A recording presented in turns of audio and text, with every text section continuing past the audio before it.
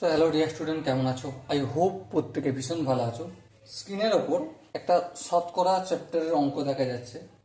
অঙ্কটা আমরা প্রথমে ভালোভাবে পড়বো, বুঝবো এবং তারপর প্র্যাকটিস করবো। ওকে, অঙ্কটা কি বলেছে দেখো। অঙ্কটা বলেছে যে দুটি দ্রব্যের মূল্য তৃতীয় দ্রব্যের মূল্য অপেক্ষা যথাক্রমে 60% এবং 20% বেশি।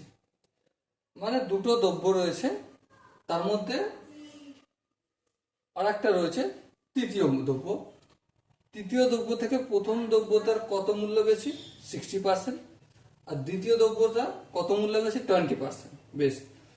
তবে দ্বিতীয় দ্রব্যটি প্রথম দ্রব্যের যত শতাংশ হবে তা হবে, অপশন এ আছে 70%, অপশন বি আছে 80%, অপশন সি আছে 65% এবং অপশন ডি আছে 75%। ওকে, তো চলো আমরা করলাম। এরপর আমরা অঙ্কটা প্র্যাকটিস করব। দেখো, তৃতীয় দ্রব্যটির মূল্য আমরা জানি। তৃতীয় দ্রব্যটির মূল্য জানি কি? জানি না।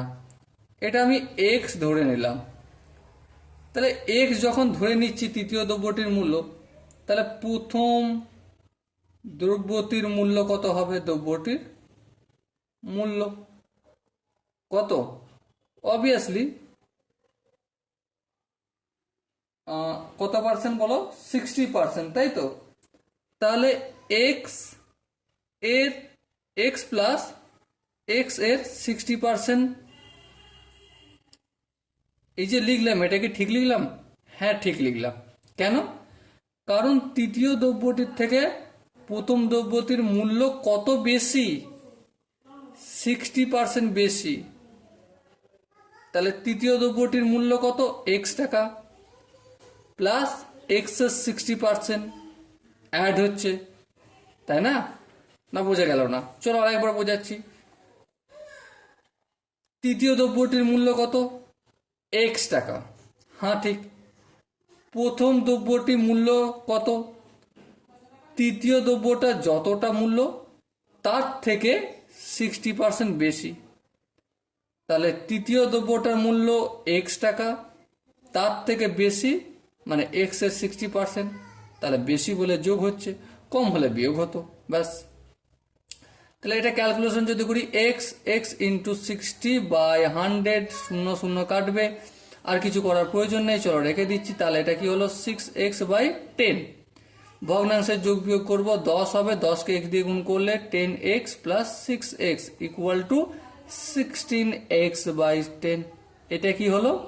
প্রথম দ্রব্যটির মূল্য পেলাম। ওকে, একইভাবে দ্বিতীয় দ্রব্যটির মূল্য আমি পেয়ে যাব। ফটাফট করে নেই। দ্বিতীয় দ্রব্যটির মূল্য সমান এক্স প্লাস এক্স এর 20%। তাহলে কি পাবো? X plus x into 20/100। এই শূন্য কাটলো, তাহলে আলটিমেট কি পেলাম? X plus 2x/10।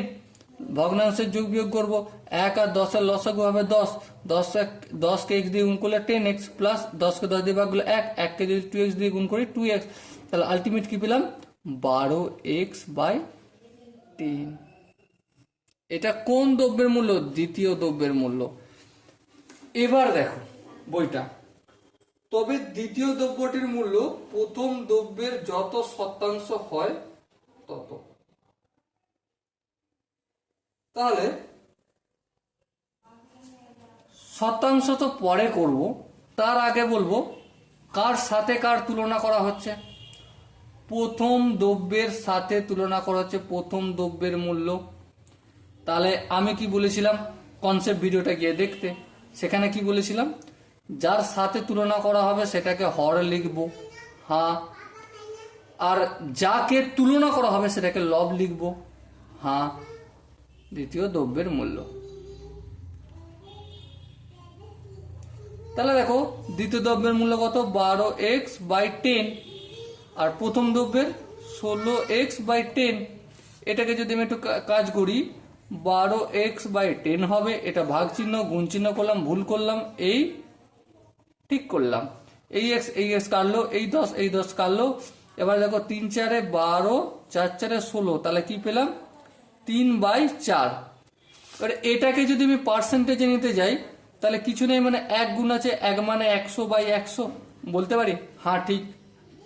এবার দেখো 4 একে 4, 4 পঁচিশে 100, 3কে 25 দিয়ে গুণ করলে কি হবে? 3কে 25 দিয়ে গুণ করলে 75, আর এই ডিভাইডেড বাই 100। এবার বলো 100-র মধ্যে কোনো ছেলে যদি 75 পায়, তার মানে কত পার্সেন্টেজ? 75%। মানে নিচের হরের 100টা পার্সেন্টেজের আকারে বসা যায়। সো মাই ডিয়ার ওয়াটসন, এখানে যে 4টে অপশন পেয়েছি, সেই 4টে অপশনের মধ্যে কোন অপশনটা সঠিক answer? Obviously option D is the right answer. আশা করি তোমাদের এই অঙ্কের কোনো স্টেপ বুঝতে অসুবিধা হয়নি। যদি অসুবিধা হয় কমেন্টে জানিও, তার জন্য একটা ডেডিকেটেড ভিডিও নিয়ে এসে তোমার কনফিউশন ক্লিয়ার করে দেবো। সো দেখা হচ্ছে পরের সেশনে, ততক্ষণ পর্যন্ত ভালো থেকো, সুস্থ থাকো এবং জয় হিন্দ।